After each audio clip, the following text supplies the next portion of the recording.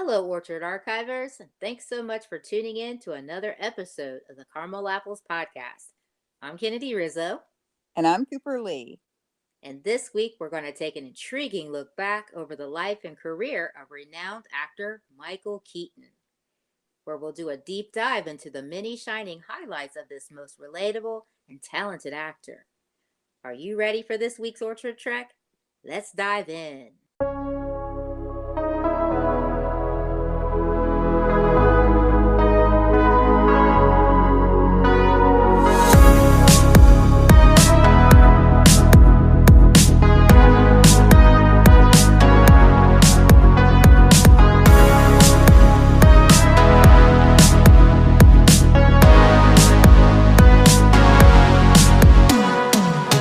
When you think of and or hear the name Michael Keaton, what pops into your mind?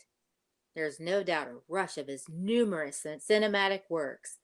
More on that in a bit, but first, let's briefly familiarize ourselves with a little bit of history on Michael Keaton, shall we? Oh my goodness. So ready, Kennard. Oh, me too. Looking forward to this. Michael Keaton is a versatile, well respected, and one of the most well known Hollywood actors of our time. Yes. His ever familiar face has appeared in many a feature film and capturing our attention with his riveting and undeniable talent. But like so many of the icons we enjoy discussing here on the Caramel Apples podcast, we like to look back to see where so many got their start and pinpointing the fascinating segues into who and what we know our favorites to be now. Mm-hmm. And believe me, Michael Keaton is truly a permanent fixture on our favorites list. Facts! Michael Keaton was born Michael John Douglas on September 5th, 1951, in Coropolis, Pennsylvania, to Leona Elizabeth Loftus, who was a homemaker, and George A. Douglas, who was a civil engineer and surveyor. Michael Keaton is the youngest of seven siblings, three brothers and three sisters. That's a lot of kids. It is. Very interesting.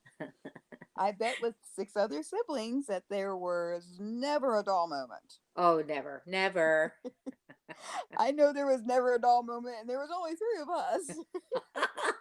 Our poor parents. Right? So, according to what you just shared, we now know that Michael Keaton is his stage name. Yes, and goes to show that he does what he does well, acting so much so that he is Michael Keaton hands down. Uh-huh. He just is. Yeah. I mean, could you imagine just how crazy it might be if he went by his birth name of Michael Douglas? I mean, we already have a Michael Douglas, who is very well known and was also a mainstay in many 80s feature films. So, Kennedy, I'm going to guess that the Michael Douglas that we know to be Michael Douglas was first. So, the Michael Keaton would have to be number two. This is true, and there is a couple different stories, reasons floating around out there as to how Michael Keaton how he came up with his stage name. Oh, this will be interesting. Okay. Yeah, so the first reason, and probably the most well-known rumor of the two, is that he come up with his alternate surname Keaton after reading an article on actress Diane Keaton, which then he decided that Michael Keaton had a nice ring to it, and there you go. Okay, but as you plainly stated, this was only a rumor, right? Mm-hmm. I'm one of those that thought that somewhere in the back of my mind that they may have been loosely kin to each other. I know, me too. but he was very clear in refuting that reason. Okay. And all he knew was that he needed an alternate last name. So his explanation was that he simply went through a list of potential surnames, and when he got to the case, he decided upon Keaton. And voila! Feeling that it sounded inoffensive enough, I guess. Hey, how else could you do it? Just go through like a phone book or a directory. You know what? That sounds great. Works for us. I think that's probably pretty clever, to be honest with you. I think that's pretty neat. Right? Because regardless, he's the one and only Michael Keaton anyway. So Yeah. his endeavor with that proved hugely successful. So it worked. It did. But then he's an amazing actor at that. Cherry on top. Exactly. Unlike so many so-called stars and celebrities nowadays, there's more of just they're more just a name or a brand, and Uh-huh. they offer much less on the talent spectrum, in my estimation. Sure, and this is sadly true of our current times. Hmm. But back to Michael Keaton's name change, we already mentioned Michael Douglas in the movies, and I guess there was yet another one in broadcasting as well. No way. So at this point, we should just start handing out numbers, right? Yeah, to keep them straight. Right, you're number three.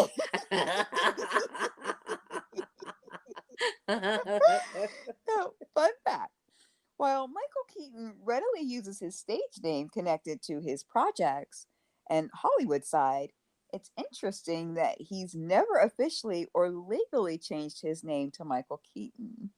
That's interesting. Yeah. Huh, probably the majority of Hollywood stars or different ones in the public eye have done this for many different reasons. Yeah. Oh, it could be just, for the obvious, maybe their own personal protection. That's probably a key reason. Sure. But Coop, even today's so-called influencers do this.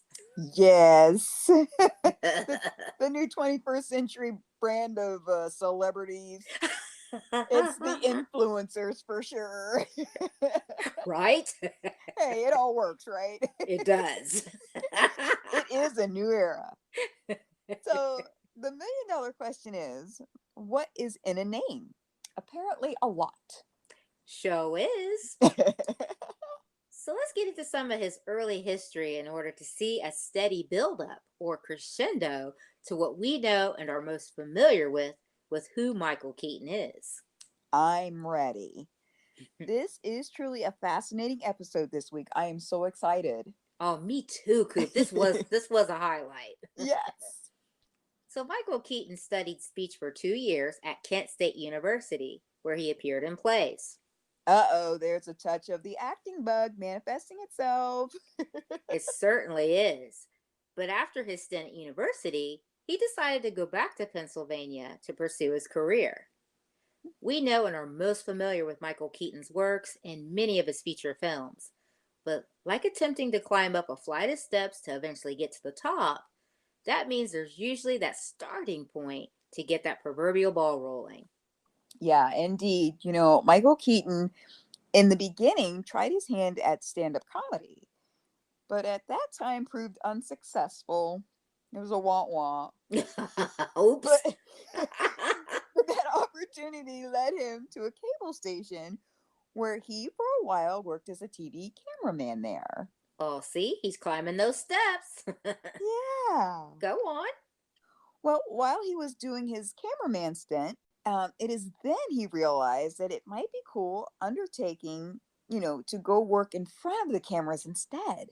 Ah. Yeah. Fun fact, Michael Keaton did just that by appearing on TV in several episodes of Mr. Rogers' Neighborhood in Get out, 1968. get out of here. Crazy, right? That is surprising. Because that's another beloved retro classic. Yeah. Oh my goodness, that is so cool that he's connected to such a cherished, beloved show. Uh-huh. So, were there any other TV appearances going forward? Yes, there certainly were. Okay. He also appeared in a popular TV sitcom at that time called Maud from 1972, starring B. Arthur. And Dorothy.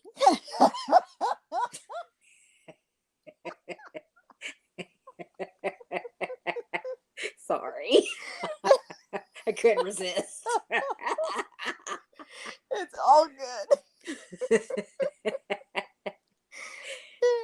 As well as the Mary Tyler Moore Hour from 1979. So, according to our first earlier Fun fact, it's around this time that he decided to find and use a different last name other than his given surname, Douglas. Oh, cool beans. Yeah. Yeah, it makes sense as well. Uh huh. Well, in 1979, it got to be a pivotal year career-wise for Michael Keaton. For his next big break was co-starring alongside Jim Belushi in a short yeah, in a short-lived comedy series entitled Working Stiffs that Mm, same year. Do you okay. remember? Do you remember that I kind of do, yes. one? Okay. So showcasing his obvious and natural comedic talent led to yet another opportunity, and that was his co-starring in the feature film Night Shift in 1982. So, this is where Michael Keaton first garnered major fame as the fast talking ideas man, Bill. Just Bill. And starring alongside Henry Winkler. Fonz. As a nerdish morgue attendant. Nerd alert!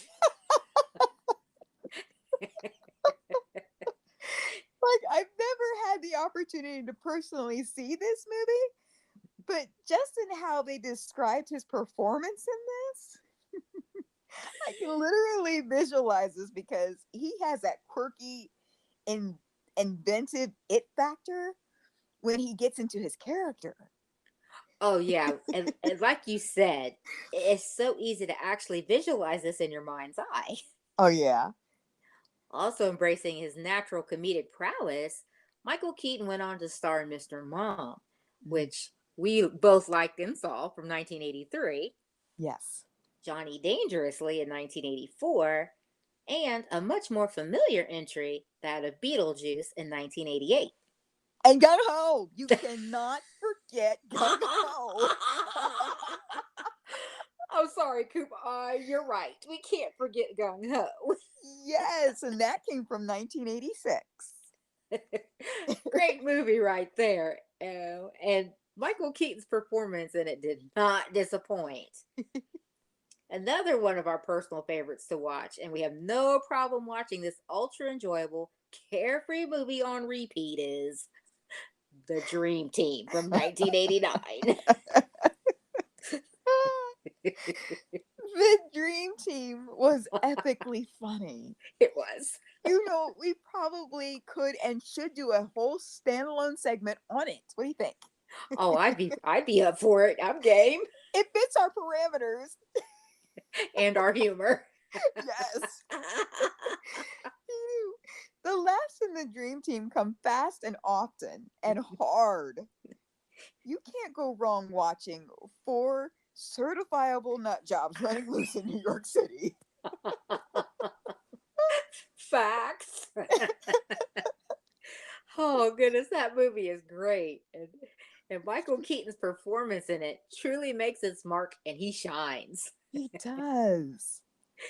But, with us going over the many interesting aspects of the notable successes of Michael Keaton's career, his versatile and inventive dedication he provides for the many characters he's played over the years is clear proof that Michael Keaton has what it takes to be a part of, and I'd even go so far to say to define a Mm, whole standard of what Hollywood stands for. okay, yeah. Or well, at least what it used to. Yeah, yeah. Unfortunately, those once high standards on a lot of levels has changed.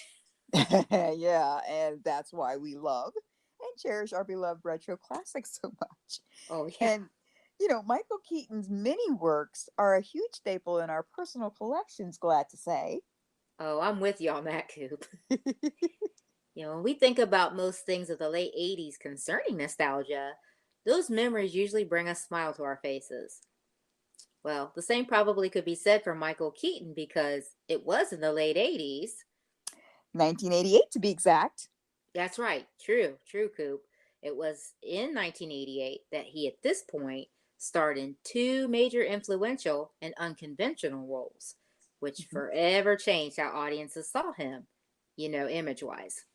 Yes, totally in a good way, huh, Kennedy? Mm-hmm. So, a few moments ago, we mentioned one of his familiar films he had a share in, and that Michael Keaton starred in as a spectacular character, Beetlejuice, in 1988. Audiences enjoyed and took notice of his unforgettable performance in this. That he did. He had the privilege of working under the close and winning direction of none other than renowned director Tim Burton, Mm-hmm. earning both Michael Keaton and Tim Burton a solid and loyal fan base for not only the movie itself, but it did garner widespread acclaim and launched Michael Keaton to Hollywood's A-list status. Very impressive, and we are not surprised. Not surprised at all. It's interesting how Michael Keaton's image did change from the once previous light and airy, quirky comedic tone Mm-hmm. to going a bit darker in Tim Burton's horror comedy. And it is known, and it is his undeniable trademark, how the darker tone defines and propels Tim Burton's films. Mm-hmm. Yeah. Keaton was sold working with him, on Tim Burton's projects, and boy, are we ever glad. Yeah. Another celeb who was super fond of working with Tim Burton is Johnny Depp. Yes. Okay. So I like Johnny Depp. She couldn't wait to say that, folks. So his contribution to Tim Burton's films as well. Yes, yes. Not hard to see a pattern here when, again, you have most, if not all, the winning components to make great films. If that's done and done right, you're going to have an epic film. Yeah. And Tim Burton enjoyed working with Michael Keaton on Beetlejuice just as much, if not more. Okay. But how do we know that?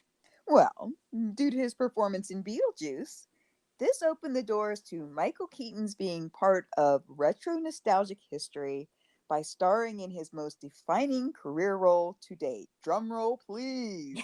That of being in, wait for it, Batman! In 1989. This earned him even more respect and acclaim for his dramatic portrayal of the Caped Crusader Batman Bruce Wayne. Can I scream out loud now? I literally want to scream. I love Batman. It's great. Yes. And Michael Keaton is Batman. Yes, he is, right? Yeah, he's the greatest Batman of all time, in our humble opinion. I concur, Kennard. And Jackals. That's cute. He'd be like, say it right. Jack Nicholson's Joker was the best Joker as well. Yes. So I have to say, though, Heath Ledger is a close second. Very, very close. Coop is a hardcore fan of Heath Ledger. Just so you know on that one, too. But Batman rocks. And speaking of second, Michael Keaton gladly reprised the role of Bruce Wayne, Batman, in Tim Burton's follow-up sequel, Batman Returns, in 1992. I own them both. I'm a super fan. Watched it a gazillion times. Totally. Reciting verbatim much in your sleep? Totally. But it's understandable because one of the best movies ever made, hands down. Agreed. It makes me want to go and put it in and watch this at this very moment. Everything about Batman was primo. Remember the rockin' soundtrack to it too? Oh. Purely epic. Hand in glove. Oh my goodness, we're totally going to have to do a standalone episode on Batman. Yeah. There's just so much to cover. We can't do it here. We can't do it. So keep your antennas up. You won't want to miss this. Like what you hear so far? Make sure you never miss a show by clicking the subscribe button now. This podcast is made possible by listeners like you. Thank you for your support. Now, back to the show.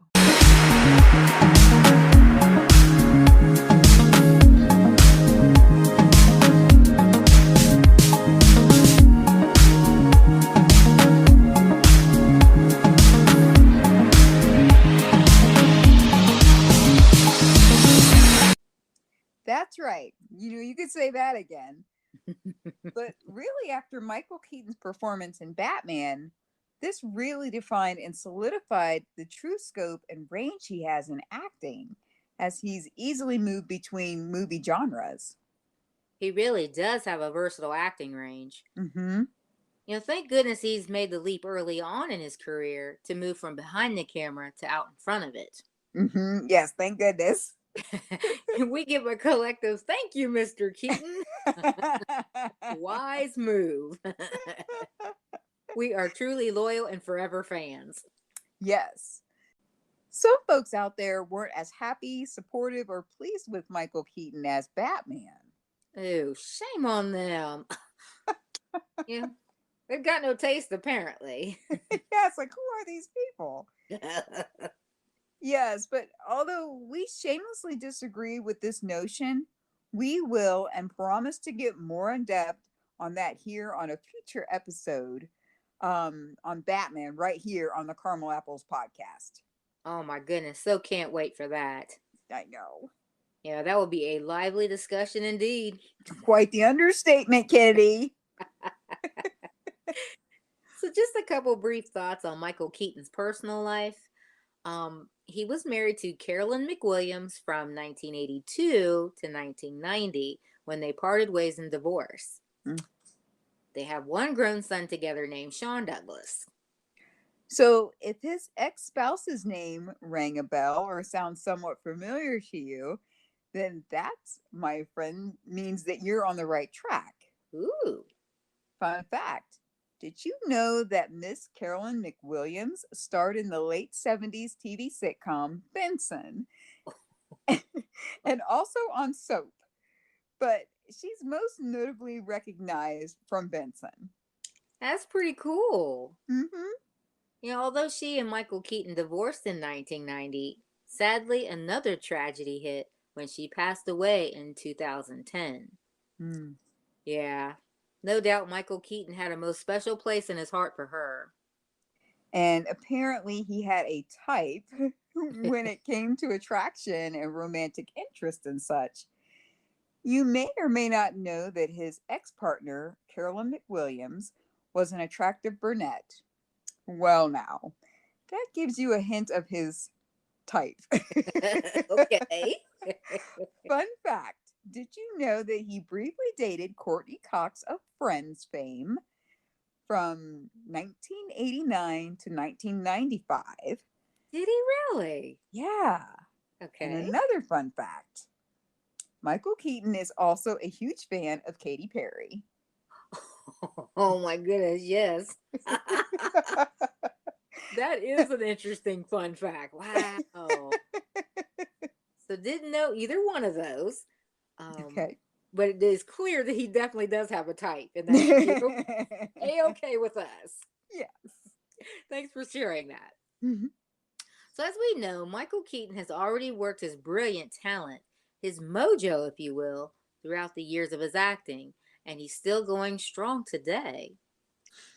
Yeah, I did hear that he's slated to reprise his Batman role in the upcoming 2022 feature film, The Flash. You think you want to see it? I might. If anyone can do the Batman role justice, it will be Michael Keaton. So I don't Mm-hmm. know. The jury's still out on that. I'll have to see.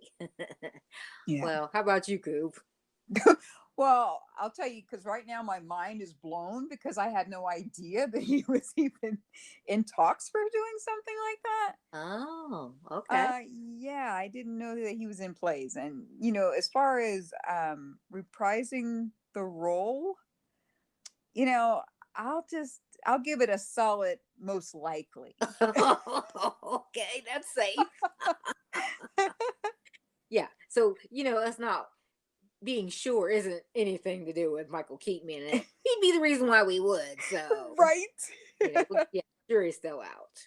So, like we've stated, Michael Keaton has been in a number of awesome and amazing films. But like so many other actors, there have been films that he was considered to star in, but the role went to someone else. Mm-hmm. Like, would the film have been better or worse as popular humble opinion? Oh, yeah. I think there were like 3 or 4 films we counted as we were doing this research. That the creative executives they initially wanted or considered Michael Keaton to star in, Okay. and either he passed on the project or just he could not. Um, and they ended up finding who actually starred in these films, which is now common knowledge and retro history. Well, as popular opinion, those are all great movies besides the ones he actually had the privilege to star in. Mm-hmm.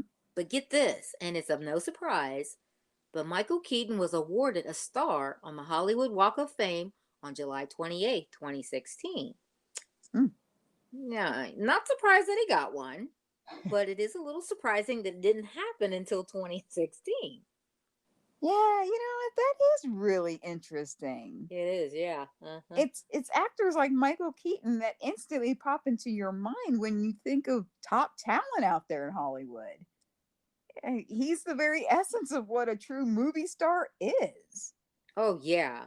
And there's literally hand over fist multiple examples of why he's pretty much an icon with legendary status. Mm-hmm. Earlier, we discovered that he worked on or worked with and had a good working relationship alongside director Tim Burton. He actually worked on 3 films with him. That's right. We got Batman, Batman Returns, and Beetlejuice. Correct. So it was interesting to find out that he also worked with and had a good working relationship with director Ron Howard on 3 films. Okay. And those films were Night Shift in 1982, Gung Ho in 1986, and The Paper in 1994. But in true fashion to his dual identities as Bruce Wayne and Batman, Michael Keaton is curiously the same way in real life. Do tell. I sure will. There's a Hollywood Michael Keaton and there's downtime Michael Keaton, or shall we say, Michael John Douglas. Well, he has a home in the Pacific Palisades, California. Ooh, sounds ritzy. It does. But he also has a couple of ranches in Santa Barbara, California, and Montana, where he enjoys 1,000 acres of country where he grows hay, raises cattle, and on and on. So that's very, very different from the Bruce Wayne we know. And it is said that he enjoys mountain biking, fly fishing, riding horses, snowboarding, and of course, golf in his downtime.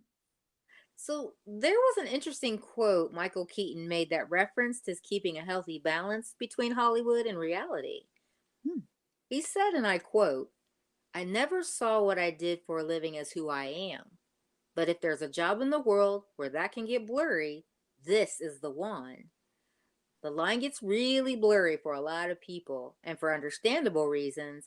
Just as you go through life in this business, you don't have to be especially weak to become extremely self involved in this business, and I just never wanted to go down that road. End quote. Wow, that statement is both cryptic and cool. Mm-hmm. But he seems keenly aware and most grounded from what was implied by that very telling quote. Just more reasons why we totally dig Michael Keaton. And there's another brief quote that gives some keen insight on why he's such a good and relatable actor. Do tell. Okay, so he says, and I quote, I never really thought about being famous. I always wanted to be good. That's all I ever wanted to be, was to be good at what I did. And when I go to work, I gotta go to work.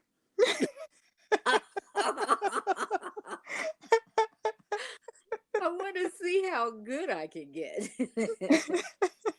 And that's the great thing about my job. It's a never ending quest, end quote. So you can totally relate to that, like, I don't know, like that whole, there's something to that, like they're telling you something, but they're not. I do dig that. I think that's pretty cool. Yes. Thanks for sharing that. Yeah. And he's amazingly modest regarding his craft and passion. So you have to respect the guy. Absolutely. He possesses a most modest mindset, as you mentioned, and it's quite refreshing, really. The Yeah. characters he so often plays, and these movies are well done and well acted. Mm-hmm. His movies are absolutely primo, and he's quite versatile. Yeah, he has some great one-liners and Mhm. facial expressions that are captivating and very unique to him that draws you into the story unfolding. Yeah. Remember the movie Michael Keaton was in the 90s? I think it was called Pacific Heights. Yeah. Yeah, that was a riveting, suspenseful movie. But then we can think back to how goofy and quirky he was in older films like Mr. Mom, Multiplicity, and The Dream Team.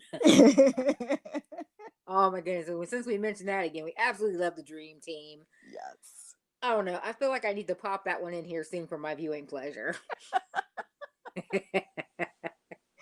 Enjoy your viewing delight. I shall. Michael Keaton was at his sarcastic best with his role in Dream Team.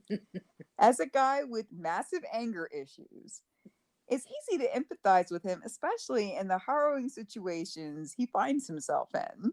Yeah, like being committed to a mental institution. Precisely. I don't know of any other contemporary actor who could, kind of deliver this type of performance with the same effect. Oh, facts. So, to our Orchard archivers, which of the many films or other Hollywood works are some of your retro favorites? There's really so many to choose from, and it's hard to narrow those choices down, I'd gather. But we challenge you, archivers, so hit us back and share your thoughts. Mhm. As always, we're eager to add your thoughts to our discussion. Coop, I'm so glad we got to dive into the many career highlights of one of our favorite old school actors, Michael Keaton. It's really been a most exciting retro track in the orchard this week. I wholeheartedly agree, Kennard. We've always been huge fans of Michael Keaton and Yeah. still feel that he is one of the best talents out there today in Hollywood. Yes. Uh, to go from Pennsylvania to Hollywood, how's that for success, huh? That's pretty doggone good, I'd say. So let's finish off our discussion this week by saying that there is legitimately not a role, challenge, or undertaking that Michael Keaton can't pull off immaculately.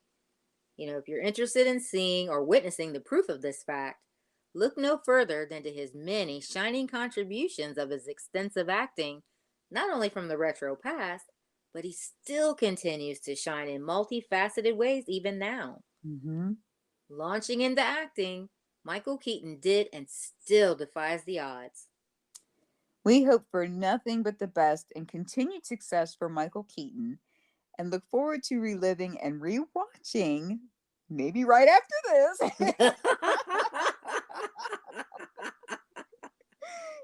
some of his most memorable retro films for many more years yet to come. And that's a caramel apple wrap. And that's it for this week's episode.